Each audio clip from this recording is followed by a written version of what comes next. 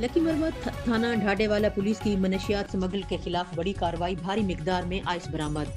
DIG police बन्नू reason Sajjad Khan और DPO lucky Marwat नज़ीर खान की खुसूसी हिदायत की रोशनी में मनशियात फरोशों और स्मगलर्स के खिलाफ मुअस्सर और मुसलसल कार्रवाइयाँ जारी हैं।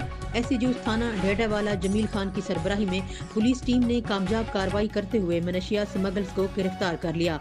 कार्रवाई के दौरान मुल्ज़िमान शाह अली वल्द गुलाम रसूल सकना के कब्जे से 2010 ग्राम आइस बरामद कर ली।